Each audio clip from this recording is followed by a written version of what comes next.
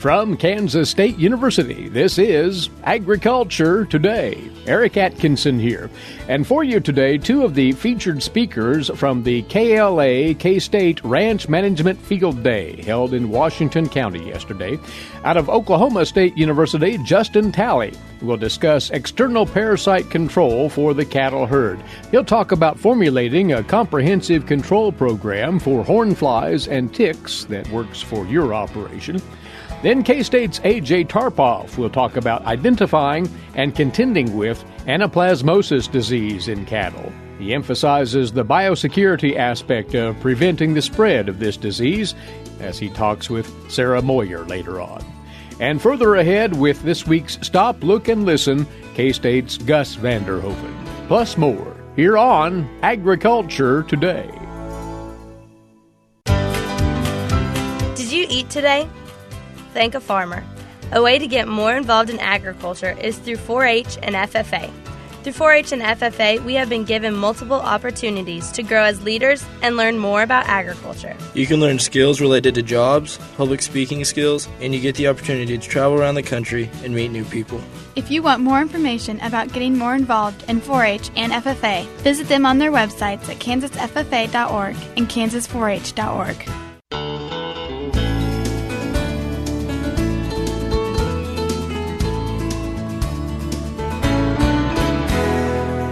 You're tuned into the K-State Radio Network and Agriculture Today. During our first half hour today, a couple of features from the Kansas Livestock Association, Kansas State University Ranch Management Field Day, which took place yesterday on the Mark Diederich Family Farm operation in southeastern Washington County, north central Kansas.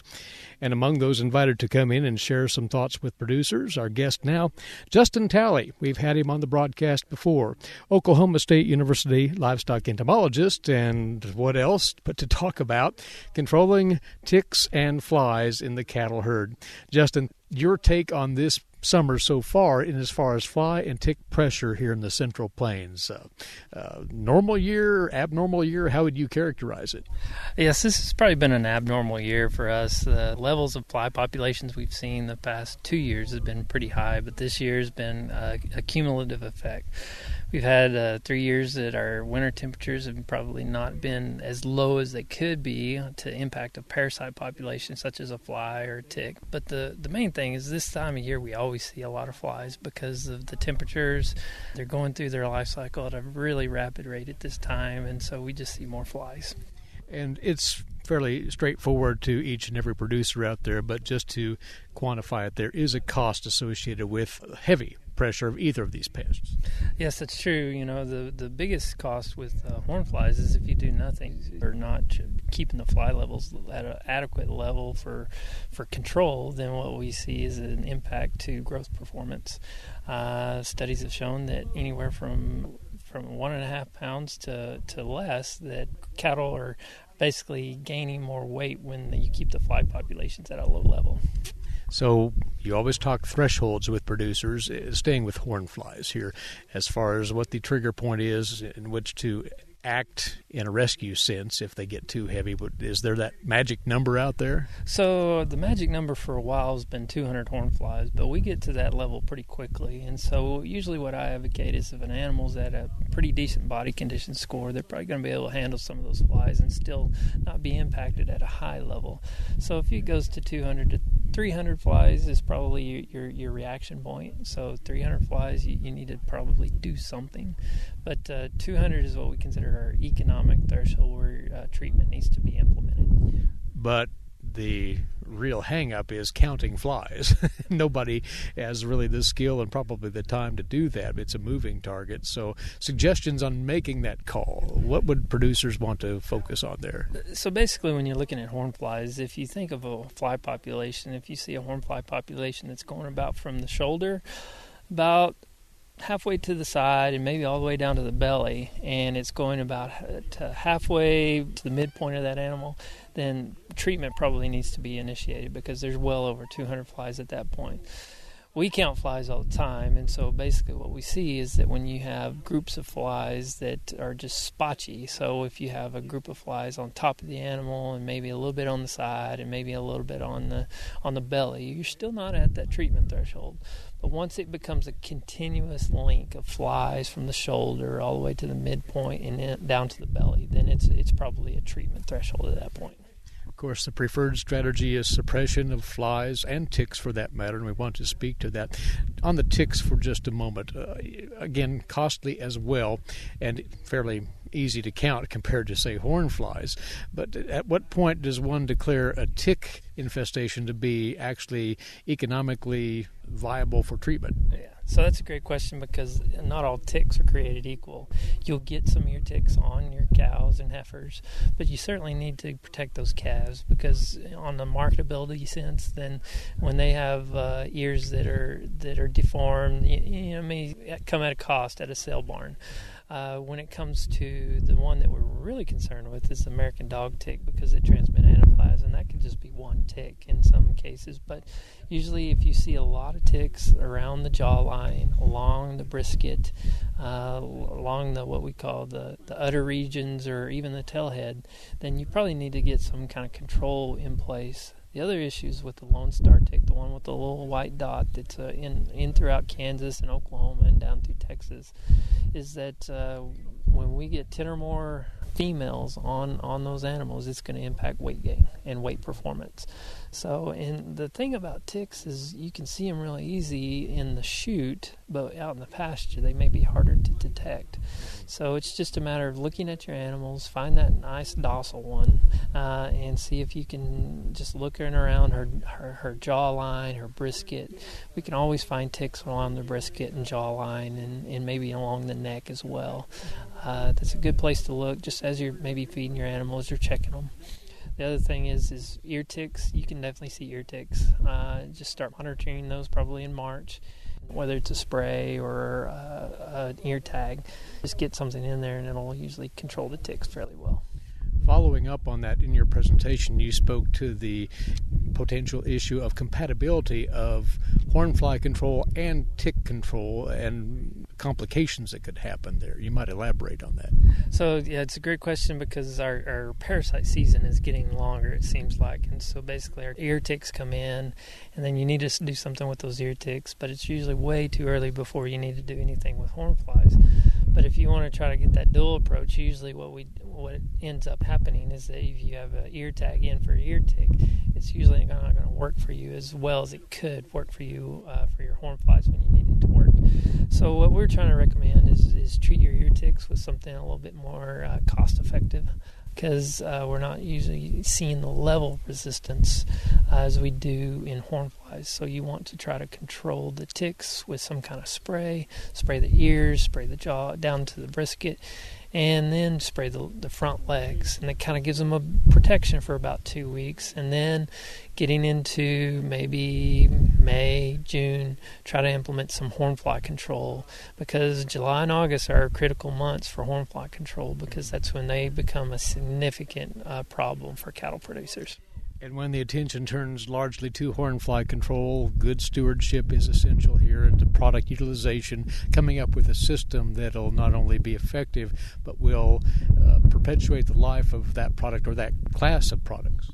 Yes, that's correct. It all comes down to how we use our products. Most of our products will work if we manage them well, and that comes into the use of rotations. And rotations is all about chemical classes. Chemical classes you got organophosphates, pyrethroids, you've got ivermectins, or what we call macrocyclic lactones. Those all have different modes of action. So what that means is it targets different target sites, and it has a different mechanism of how it works and how it kills the insect. And because the way resistance it develops resistance to that mechanism. And so if you rotate, you're shocking the system essentially.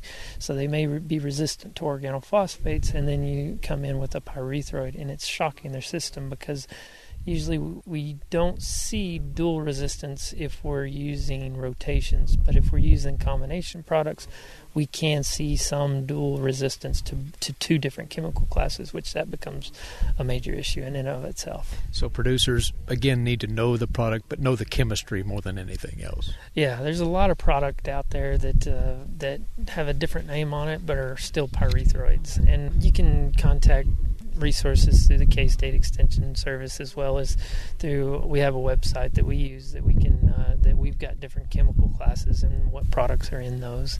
And so basically they want to just look at what that percentage is and what they consider the compound that's doing the killing. And then if it's permethrin, anything like that, it's a pyrethroid. If it's phosmet, if it's diazinon, tetrachlorovinphos, it's an organophosphate. If it's ivermectin or if it's moxidectin, those are macrocyclic lactones, and that tells you what chemical class it's in. And usually your local extension person can figure that out if you ask them specifically, what product is this chemical class in? And you did visit about one added alternative, the insect growth regulators and their potential effectiveness, and they do have a place in the program, don't they, if they're, again, managed correctly? Yes, you're correct. Use of insect growth regulators is highly successful when we use it in combination with something else. We want to get that IGR out, and IGRs are usually an additive that you mix in with mineral. So essentially the animal's eating it, and it's passed through the manure, and it's preventing the flies from becoming adults. So it's a completely different mode of action and how it kills the flies, and it's targeting the immature stage. So in a complete management package, an IGR has a very good role in suppressing the population. In some cases, it can suppress the population season long. And in certain cases, you have to use it in combination, and that's where we usually see the best advantage of that, is using IGR in combination with either spray, pour-on, or an ear tag to try to keep your flies down. We appreciate you speaking with us not only here, but sharing these same thoughts at each of the 3 K-State Kansas Livestock Association Ranch Management Field Days this month of August. So, Justin, it's always a pleasure, and thank you for sharing a couple of comments with us right here. Yeah, thank you. And again, he did address fly and tick control in the beef cattle herd at the Ranch Management Field Day hosted by the KLA and K-State in southeastern Washington County. Justin Talley is a livestock entomologist with Oklahoma State University.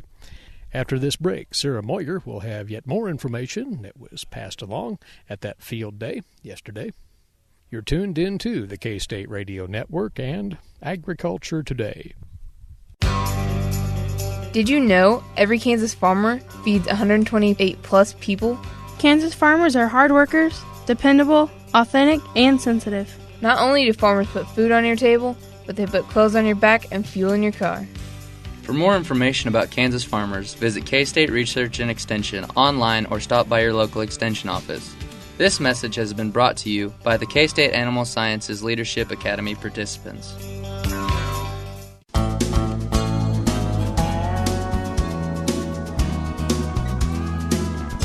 Welcome back to Agriculture Today. We're out here at the K-State Kansas Livestock Association Ranch Management Field Day, taking place near Greenleaf, Kansas, at the Diedrich Family Farm. With us here as our guest, one of the speakers at the field day, we have beef veterinarian A.J. Tarpoff from K-State. Thanks for coming on and talking with us. Pleasure to be here today. And the topic that was emphasized here was anaplasmosis, and talking about the blood disease, of course, how it can be contracted and transmitted, and some of those factors that producers should be thinking about as ranch managers. This is very much relevant to Kansas and the area we're in today, correct? It very much is. Anaplasmosis, this rickettsial bacterial organism that affects red blood cells, has been diagnosed in just about every single county in Kansas. Where regionally it's been more endemic and more common in the southeast, we're seeing it more and more through more of our northern and western counties within Kansas. It is a real issue. It's happening more and more. So having a basic understanding of what anaplasm is and how we can control it really does affect producers on a daily basis. And those producers in southeast Kansas, you mentioned them being a little bit more familiar with it. That is because historically the disease has been more prevalent in the southeast with some of the factors that contribute to the disease, right? Correct. So what's more common is some of our parasites, okay? Our external parasites really have a lot to do with how this disease is being spread. In particular, some of our horsefly issues and stable flies. Both of these are they're biting insects, biting flies, but they take a blood meal, and they bounce from animal to animal.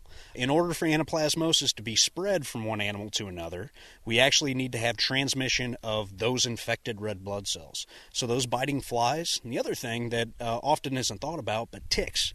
We have a multitude of different tick species that can transmit anaplasmosis from one animal to another, and with tick species, they can actually be a true biologic vector where anaplasm replicates on the inside of its salivary glands. So every time they take a blood feed, they're actually injecting large amounts of this red blood cell parasite from one animal to another. So in the southeast, they have a longer parasite transmission period, but that's really kind of occurring throughout the rest of the state of Kansas, where we're having longer vector seasons with some of these parasites.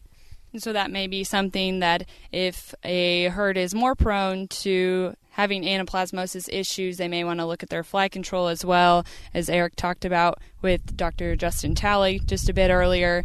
But the biological transmission of this disease is not the only way that it can be transmitted, correct? Correct. Our other way of transmitting this disease is mechanical, okay? And this is where there's been some colleagues that have referred to it to the two-legged parasite. People, okay? We can be implemented in transmission of this disease within our herds.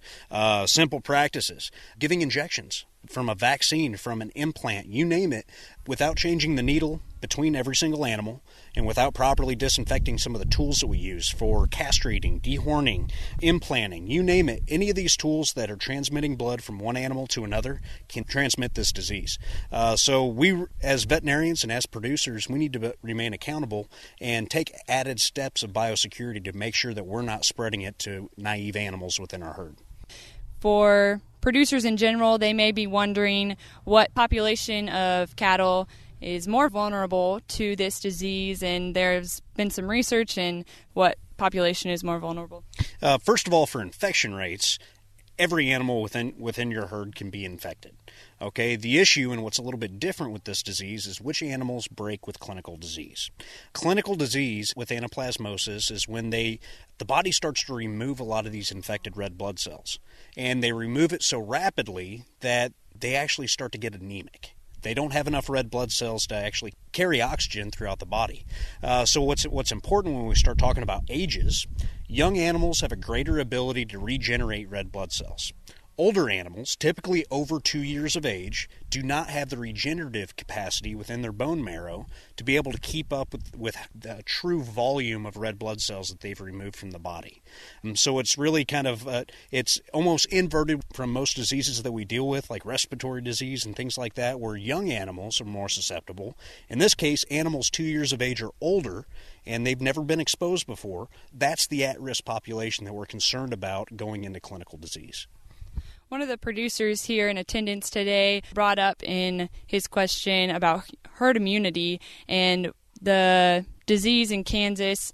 Development of herd immunity is not to the point where that is protective enough, correct? At this point in time, no. We still have a lot of naive animals that have never been exposed to anaplasmosis before. Once an animal gets exposed to anaplasmosis and survives, it develops a lifelong immunity against it.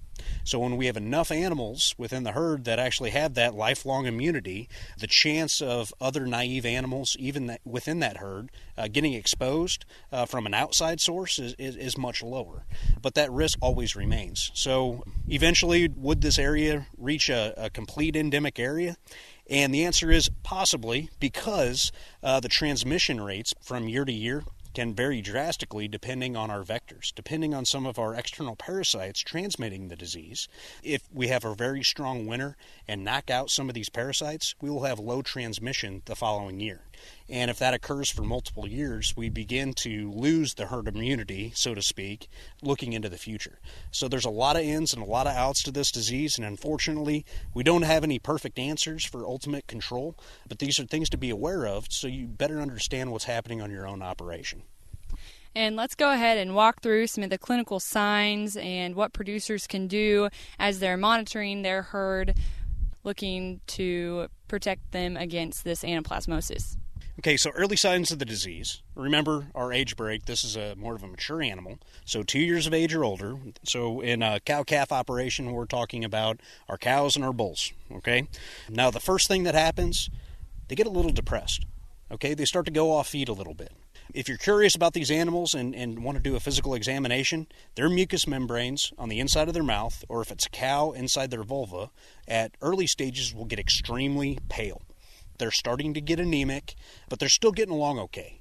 Well, a couple of days later, because this replicates rapidly inside the body, and the body is starting to break down these red blood cells, the mucous membranes will go from white to yellow. Okay, the animal will actually become jaundice. As it progresses as well, if the cow is pregnant, we can see abortions that occur from anaplasmosis with these acute infections.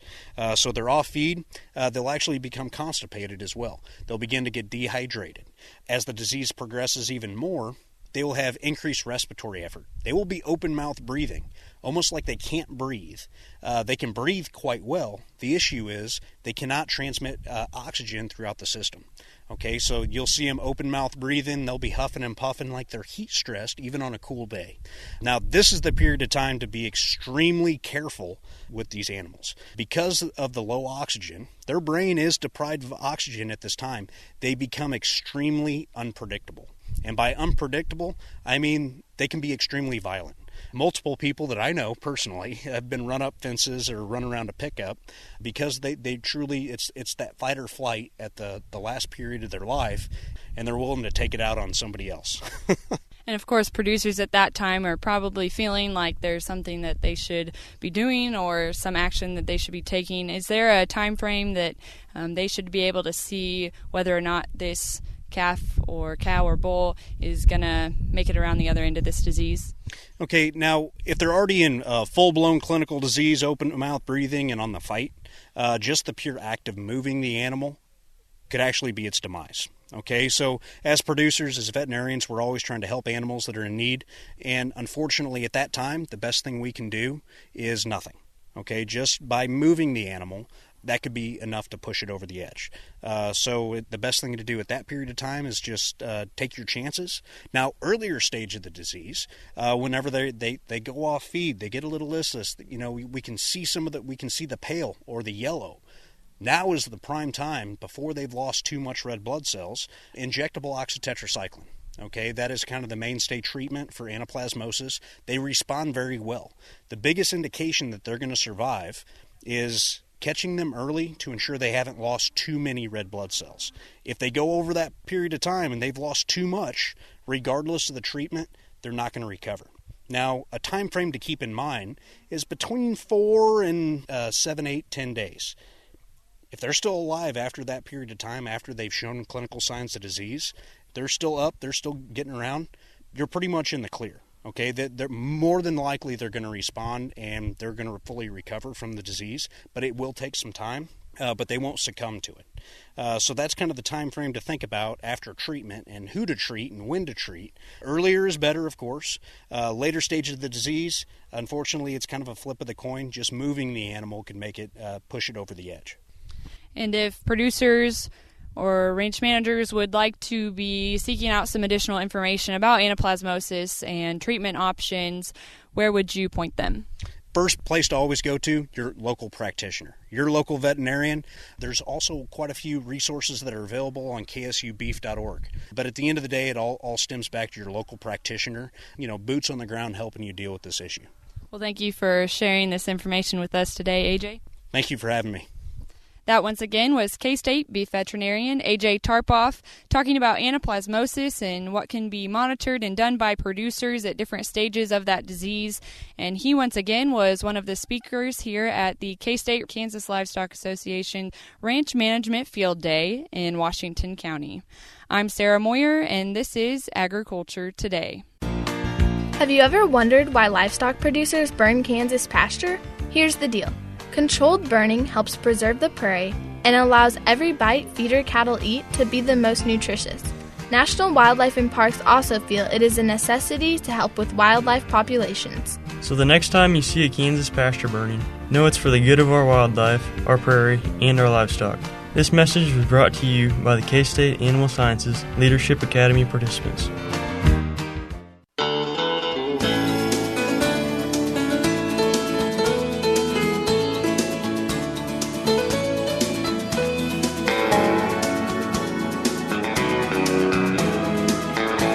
Broadcasting from the campus of Kansas State University, this is Agriculture Today. Eric Atkinson here as we move ahead now with today's agricultural news headlines for you, courtesy in part of DTN. Though U.S. agriculture would like to see a bilateral trade agreement reached with Japan soon, Senator Charles Grassley of Iowa told reporters yesterday he doesn't see that happening in the near future because of ongoing efforts to renegotiate the North American Free Trade Agreement. The urgency to secure such an agreement with the Japanese came about as a result of President Trump's administration backing out of the Trans-Pacific Partnership earlier this year, as you know. That urgency may have heightened a bit as a result of Japan and the European Union signing an economic partnership agreement in July. According to press reports, Japanese duties on processed pork are expected to be phased out in the next 5 years. This is similar to what the U.S. was negotiating with Japan through the TPP. Grassley told agricultural journalists he's not aware of any similar bilateral negotiations taking place between the U.S. and Japan at this point. He said that having the U.S. trade negotiator tied up with NAFTA makes it difficult to achieve, and that because of the 2018 presidential elections in Mexico, Grassley said the U.S. needs to move quickly on NAFTA.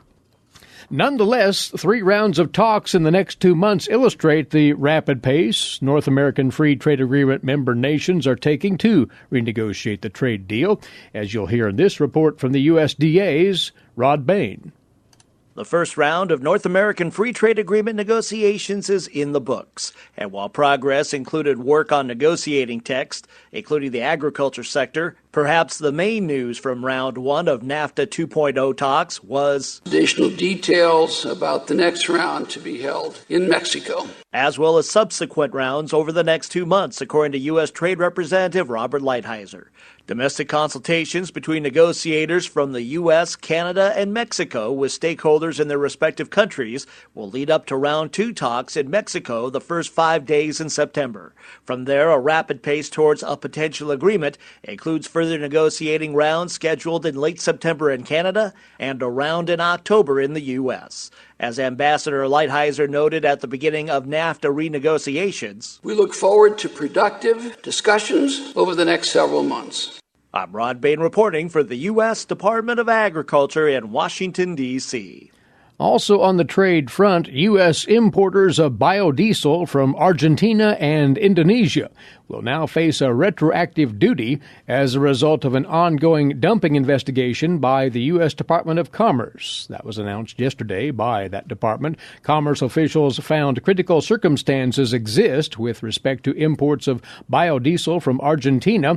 They will instruct U.S. Customs and Border Protection to collect cash deposits from U.S. importers in the amount of subsidies and dumping found in the past 90 days. Those cash deposit rates range from 50 to 64% for biodiesel from Argentina and 41 to 68% for biodiesel from Indonesia, depending on the particular foreign producer or exporter involved. That, according to the National Biodiesel Board.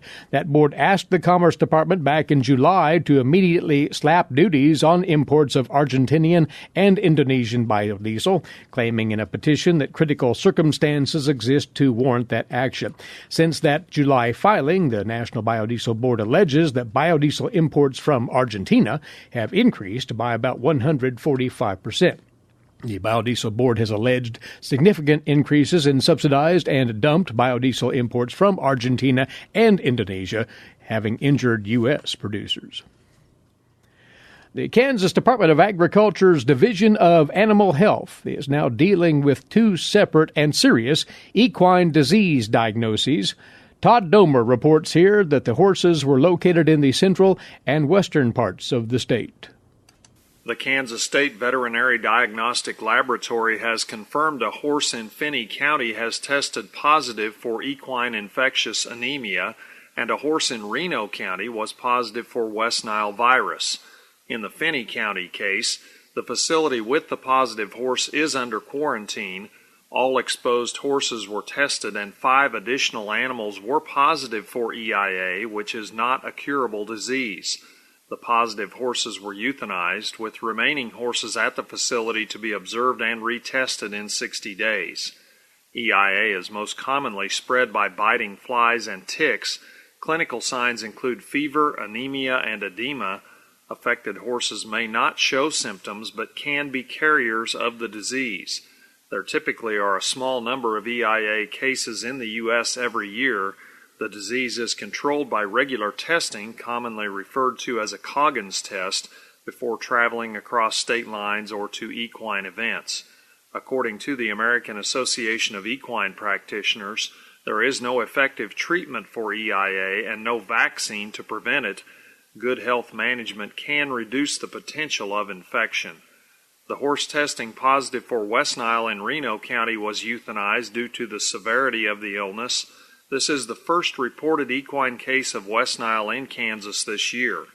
The Kansas Division of Animal Health encourages owners to vaccinate their horses for West Nile, which is transmitted by mosquitoes and causes severe neurological disease in horses.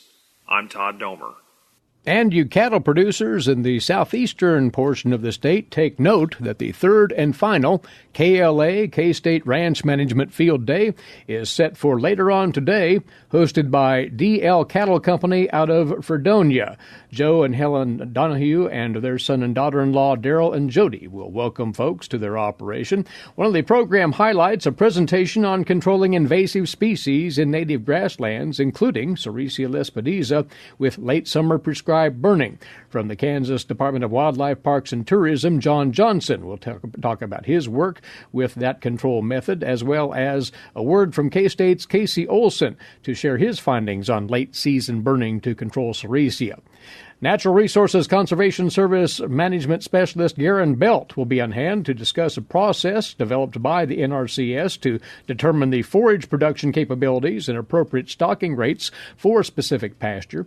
Also on this program, as have been on the previous ranch management field days, Oklahoma State's Justin Talley on external pest control, and K-State's A.J. Tarpoff on anaplasmosis control and management.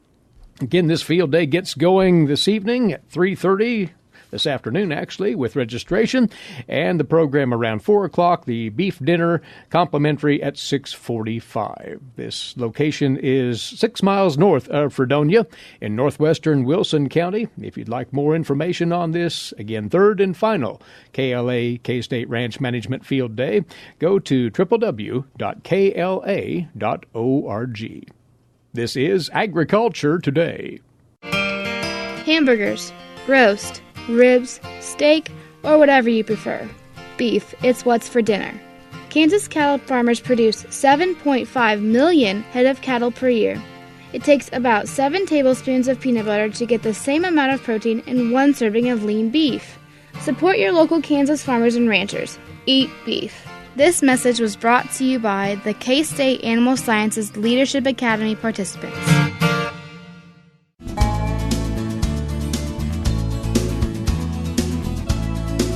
This is Agriculture Today.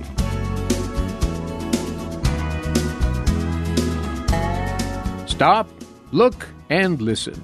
This is our state, Kansas. It's a problem we do not have, as our state does not have big national parks.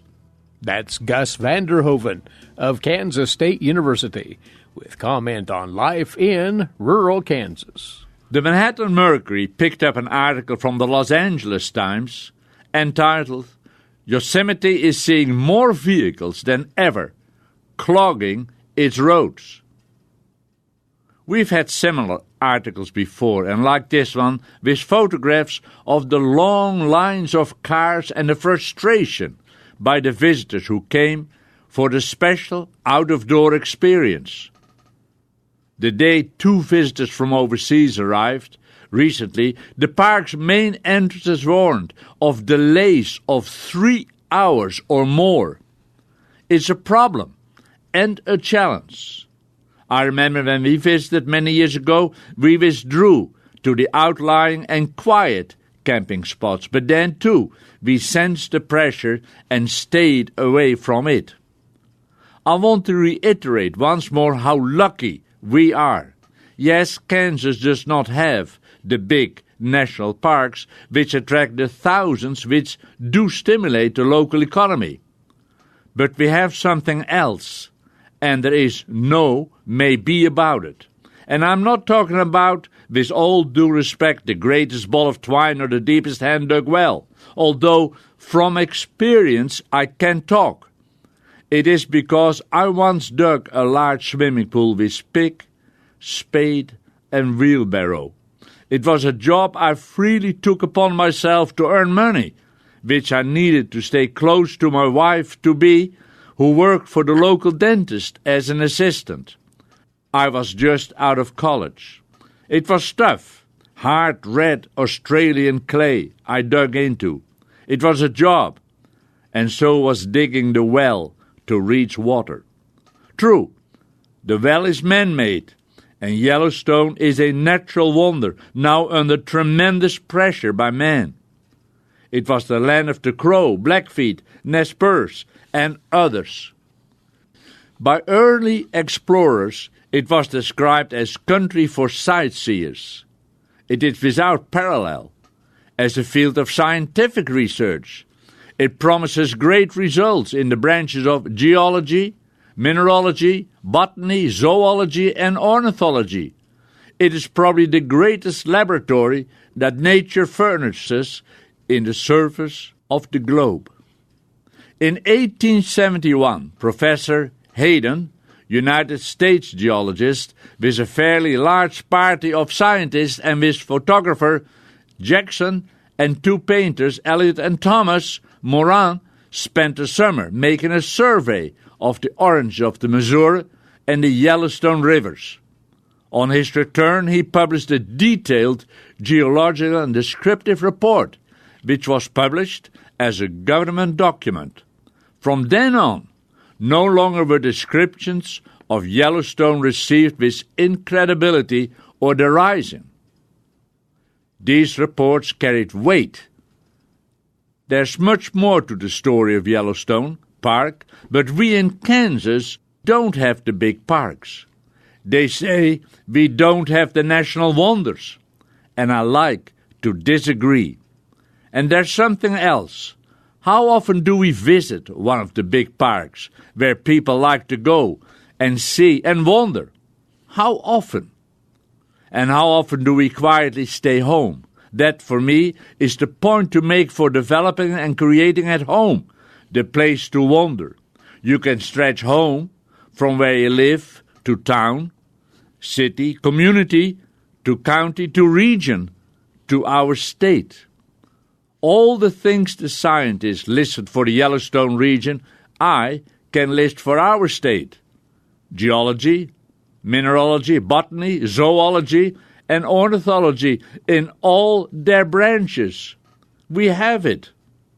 All we have to do is open our eyes. I often sit a few steps from the back door and sit quietly under the old cedar I trimmed up and watch the sun slip behind the trees and the hills. I wait for the birds to fly home as dusk settles. I watch the swallows dive and twist. Slowly, another day comes to end as I watch the evening clouds slip away. Nature slowly switches from day activity to night, and I can see it happen right where I live. True, I may be very fortunate with the hill behind the house, but there are many hills and valleys and small parks in Kansas. The development of an interesting community park takes some thinking and understanding, but it surely is not an impossible task. A qualified landscape architect designer can do it. Either build on some existing park or start from scratch. Remember, if you build it, they will come. That's the same for the wild critters which look for habitat. As we sit on the deck, the turkey buzzard swoops over low with wings spread. I see them over the hills looking for an easy meal. carrion for the 2 chicks hatched in our pony stable.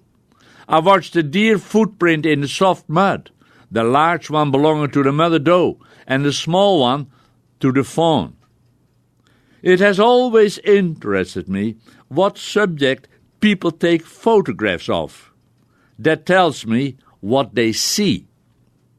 Right now, I look at the tightly budded sunflowers and wonder when they will open, so I can cut some and bring them inside to enjoy. Only a few, as I like them swaying on the hill. I wonder, are we teaching our kids to understand and love our state? When my youngest son biked to school, he would remark how beautiful the morning fog had been when he pedaled to school. I remember driving to campus with my daughter when thin, cold snow blew across the road, making misty patterns, hurrying across to land on the other side in the berm. So much to see throughout the year, close to home. Gus Vander Hoeven of Kansas State University with his weekly commentary on rural Kansas. That closes out our Wednesday edition. Thanks for tuning in. And for Sarah Moyer, Eric Atkinson here for Agriculture Today. This is the K-State Radio Network.